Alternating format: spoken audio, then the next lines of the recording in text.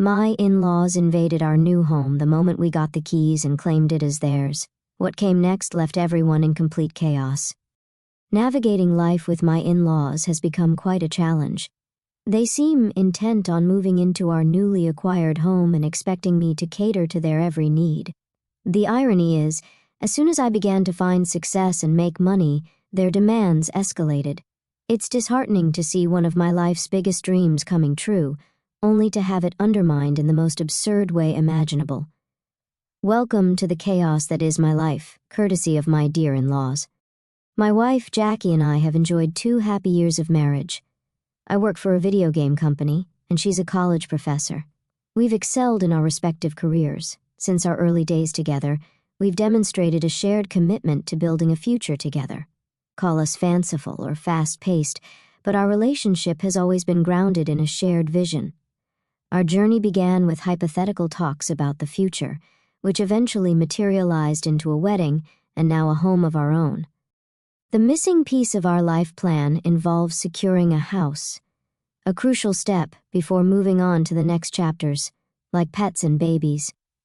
We started in a modest rental, saving diligently to achieve our dream of owning a home in an ideal suburb.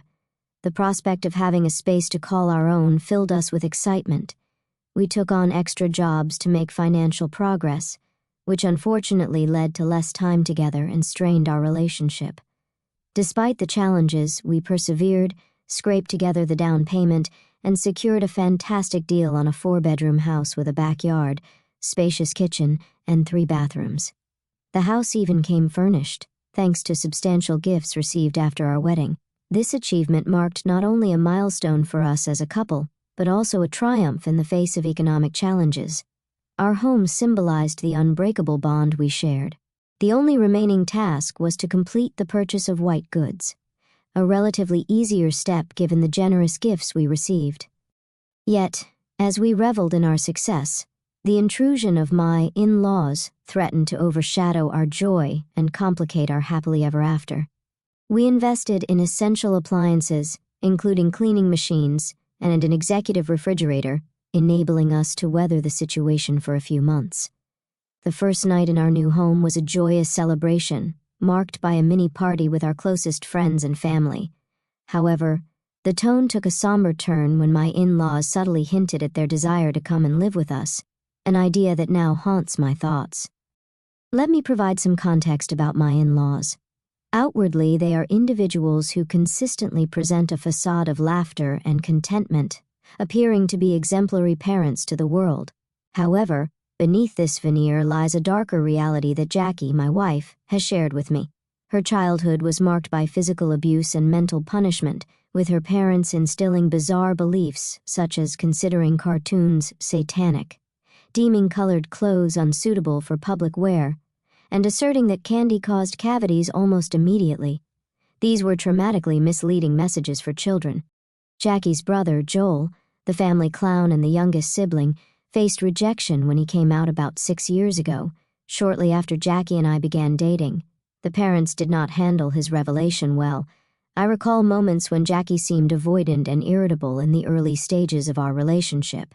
I initially thought it was directed at me, but I later learned that these emotions were a result of family arguments involving Joel splashing onto her and their other brother.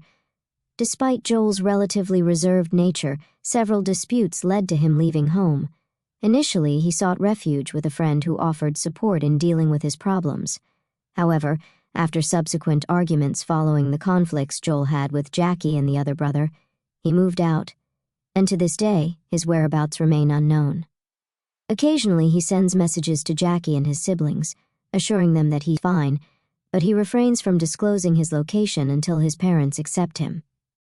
Regrettably, the older generation is steadfast in their refusal to embrace their son as he is, choosing to lose him rather than love him unconditionally. The question looms, do I want these individuals to be part of my son's life? Frankly, they're not even the type of people I wish to be associated with. Their pride in an old-school mindset clashes with my values. I refuse to be someone who lacks respect for others or, worse, pretends that everything is fine when it's not. Adding to my disdain, they now want to invade our home. They approach Jackie, and notably I was excluded from that conversation. They didn't ask if they could move in. Instead, they issued it as a directive. Jackie's relationship with her parents is complicated. She doesn't want to be around them, yet she grapples with the belief that parents are parents, and blood ties are unalterable. I'll admit that I've never been their favorite, for reasons ranging from my job in the lucrative video game industry to the fact that I have tattoos which they associate with the devil. When I heard about their plan to move in, I adamantly said no. I urged Jackie to talk to them, but she insists she's tried, leaving me uncertain about how this situation will unfold. Fast forward to the present, and the scenario has become utterly bleak. My in-laws arrived with their car and suitcases, ready to move in. It's been a week since then, and conflicts have erupted. The primary issue revolves around their car, which they consistently leave in the garage, inconveniencing us. We must seek their permission to access our own truck when we need it. Despite being the ones who go out the least, they insist on keeping their car in the front for emergency exits. This ongoing clash has made the situation increasingly difficult. I get it, it's understandable, but it's still incredibly annoying. They even made Jackie late for class because they left without the car and took the car keys with them, leaving us locked in. Jackie had to resort to taking the bus, arriving almost half an hour late. The worst part is that they don't seem willing to change or comprehend the impact of their actions. We've spoken to Jackie's brother, Jonathan, but he feels unable to assist right now given his 3 children and smaller, less comfortable house. We don't want to burden them further. My in-laws have their own house, and yet they seem to do this just to irritate us. Despite their age, they don't require special care. In fact, being in a place like this only stresses them more. It's not that I dislike extra help, it's just that they are like pieces of furniture, utterly useless. At least furniture is comfortable and helps you relax. They are the antithesis of furniture, annoying by their mere presence. It's only been one Sunday since they arrived, and if every week is going to be like this, I'd rather not have them in the same city. My mother-in-law blared the religious channel at full volume, disrupting one of the few occasions where Jackie and I could sleep in. Meanwhile, Jackie's dad smokes like a chimney in the courtyard, and the smoke occasionally wafts into our makeshift office, permeating the room with the scent of nicotine. It's unpleasant, makes me cough, and raises the risk of getting sick. Jackie tells me that her father quit smoking years ago but picked up the habit again at 70, feeling that at that point, nothing else could hurt him. There are many aspects of this situation that worry me, but one specific concern is their hinting at bringing all their stuff from the old house to sell. This move would make their stay with us permanent, and that fills me with dread and sadness. As absurd as it may sound, my in-laws aren't fans of pets and refuse to adopt any animals. This leaves me wondering when they started having more say in my household than I do. Regarding Jackie, she does her best, but the biggest issue lies in the fact that I spend the most time in the house, making the experience incredibly uncomfortable. Besides, they treat their daughter like a servant, asking her for breakfast and to buy medicine. I've offered to help, but she can be stubborn, insisting that, as her parents, it's her responsibility. I don't want her to shoulder all the chores, understanding that she can get very tired. At this point, I feel useless in my relationship. Thank goodness this remains anonymous, as I wouldn't want my acquaintances to know that, like much of the world's population, I despise my in-laws. Mary and Joseph couldn't be worse as housemates. They've completely taken over the home that Jackie and I painstakingly built from scratch, from the decorations to our daily routine. Even the most personal touches, like buying tons of tapioca and putting up decorations from their trips around the country, now define more than half of the house. It no longer feels like the creation of a young couple but has been transformed into their new sanctuary, and it disgusts me. Friction on both sides has escalated. There was a day when I was taking a bath, and my father-in-law casually announced that he was coming in to pee, claiming the upstairs bathroom was better. I protested, stating that this was a blatant invasion of privacy. However, he argued that I had the curtain drawn, so there was no need to be upset. Keep in mind, we have 3 bathrooms, and neither of them contributes to other aspects of the house, such as preparing meals. Jackie learned to cook with her siblings because it was a matter of life and death for her mother. However, the in-laws show no interest in contributing to household tasks. I thought they'd be a humble family that not only respected but also took advantage of their daughter's culinary skills. Instead, they are solely interested in the house, reducing Jackie and me to serving as tissues, cheap ones at that. Our attempts to host friends have been marred by constant complaints from the in-laws. They text us incessantly from their room, complaining about everything from the music volume to our alcohol consumption. They even insisted that it's impolite for hosts to drink in their own house. Now, our friends formally decline our invitations, and it's disheartening. We're forced to sacrifice our social life to accommodate unwelcome guests in our own home. I finally experienced a brief period of peace at home. Jonathan, Jackie's brother, understanding our situation, decided to take my in-laws for a weekend under the pretext that his children would spend more time with their grandparents. We were immensely grateful, seizing the opportunity to enjoy some privacy. Friday was spent sleeping until noon on Saturday without worrying about a thing. On Sunday, we watched movies and tried out a couple of recipes we've been wanting to make for a long time. As hard as it is to admit, we felt like we still had so much more to do.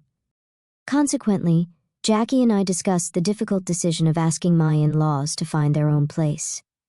As painful as it may be, I assured her that I would stand by her side during the conversation, aiming to remain strong. We decided to discuss our concerns with her parents upon their return that Monday evening. After returning from work, we broached the topic with them. However, initiating a conversation about not wanting an older couple to live with you is inherently awkward. The challenge lay in figuring out how to express our desire for them to have their own space without offending them. Inevitably, the discussion turned to the two options we saw: placing them in a nursing home or keeping them with us. Financial considerations were set aside, as we genuinely believed a nursing home would offer the best care and comfort for everyone involved. Unfortunately, they did not share our perspective. The mere proposal offended them deeply. Despite offering to assist with expenses, they began raising their voices, insisting they were not feeble old people and that we needn't go to such lengths for them. Feeling the tension rise, Jackie spoke up, stating, "To be honest, it's become somewhat complicated for us to keep the two of you in the house, not so much economically, but in terms of living together because we want and need to have our own space as a couple." Their reaction was loud and defensive. Unable to tolerate their shouting, I interjected, stating that we never wanted them in the house in the first place. They invited themselves. This struck a nerve, as they felt we saw them as useless burdens. In response, they scolded us, portraying themselves as victims. My father-in-law, refusing to yield, asserted that nobody would force him out of his own house. The situation escalated when he turned violent, threatening me due to our age difference. While I am not a violent person, the confrontation brought out the worst in me. Jackie intervened, calming us down and suggesting we discuss the matter in the morning. By then I had reached my breaking point. I firmly asserted that there was no way they would stay at my place. The night concluded with them retreating to their room, upset, mirroring our own feelings. Strangely, it became a night of peace in the house, with both parties silently stewing in their thoughts. I even dreamed of evicting them on the spot. As crude as it may sound, I'm struggling to find an immediate solution to this ongoing conflict, but Jackie and I are in constant communication, brainstorming potential solutions. I sense that some readers might be anticipating a more intense turn in the story, and unfortunately, it did take a somber turn. Jackie had a significant argument with her parents, details of which she chose not to share with me. I was left in limbo for a couple of days. About a week ago, when their conversation concluded, I found Jackie crying as she packed a small bag, apologizing and explaining that she'd stay at Jonathan's for a few days. Just like that, my wife vanished from our home to her brother's, leaving me alone with my in-laws for 2 whole days. No one addressed the situation with me during that time, and Jackie, through occasional messages, assured me she'd be back soon, enjoying time with her nephews. I tried to stay home as little as possible during this period, allowing ample time for reflection on what our next course of action should be. Despite my efforts, no clear plan emerged. When Jackie returned, she presented the final details of her master plan to rid ourselves of her parents. I won't delve into the specifics for now, but I'll emphasize that when someone messes with your spouse, even if they're her parents, forgiveness may not be on the table. It's been 3 long months and the situation has left Jackie and me on edge. We've exhausted all avenues to evict her parents, even exploring legal means, but the protective laws for older individuals seem to work against us. In an almost absurd twist, they attempted to take over the house, revealing documents that implied Jackie's consent, though she signed without understanding. We chose to remain silent at the time, but now we've decided to show them no mercy. We've organized a plan to sell the house without informing them.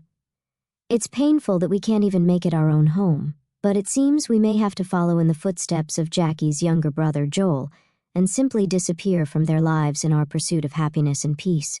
The realization struck that having my in-laws hovering over us, whispering negativity, was not conducive to a good life for anyone.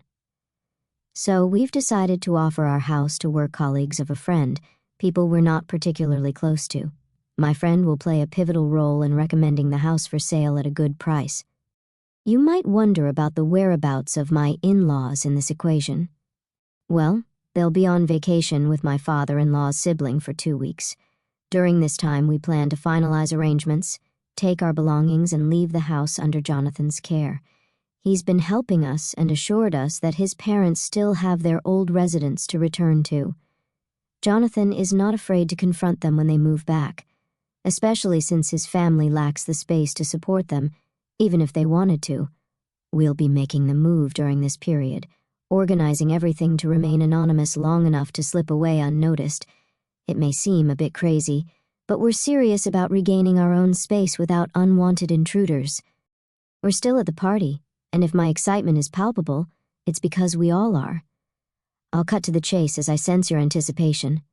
We did go through with the change, finalizing the sale, leaving the place, and what transpired afterward is worthy of a television series.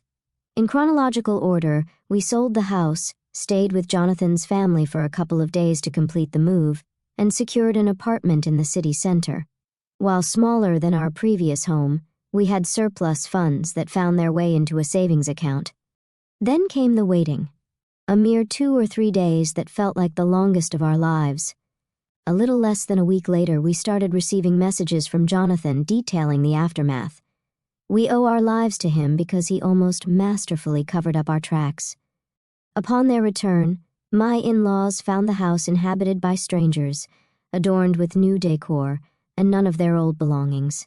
The family that was now in residence returned to find a pair of older individuals complaining and yelling about why they were in their house. Instead of being bewildered, the family's reaction infuriated my in-laws. So without hesitation, they dialed the police. While I wasn't privy to all the details, I knew it was a bitter situation. The elderly couple ended up spending a couple of nights at the police station as authorities tried to untangle the mess. What intrigued and somewhat troubled me was the conspicuous absence of our involvement in the elders' saga. The new owners reached out to us, but we insisted they relocate the elderly pair due to the potential legal ramifications of illegal trespassing, a demand they promptly fulfilled. Legal disputes ensued, and we closely followed the proceedings. Thankfully, we remained unscathed, only providing some private statements. It was a trying time, and Jackie shed many tears, but ultimately, we emerged victorious. The elderly couple, facing the possibility of trespassing charges, incurred a substantial fine and were mandated to return to their own home. This marked their lowest point, as they were already established in a residence, making the legal implications quite severe. In a nutshell, we got what we desired. The elders paid the fine, tails between their legs, and we returned home. According to Jonathan, they couldn't have been angrier. Oddly enough, a couple of positive outcomes emerged from this ordeal. First and foremost, we reconnected with Jackie's brother Joel, who, upon learning about his parents' actions, decided to rejoin us. We invited him home, and he accepted. Plans for a family dinner are in the works, sans the older folks. We're eager to capture moments with pictures, knowing that the parents lack social networks to stalk us. Here's a little secret. After the dinner, we plan to reveal another joyful development. Jackie's pregnant, and I'm going to be a dad. It's an exciting time for us, financially supported by what we saved at the apartment. Though not guaranteed, Joel expressed a willingness to assist with the baby's care. We're thrilled, as we were on the brink of thinking it might not happen. Despite the potential awkwardness when the baby asks for grandparents, we're embracing the start of a new and promising chapter for our growing family,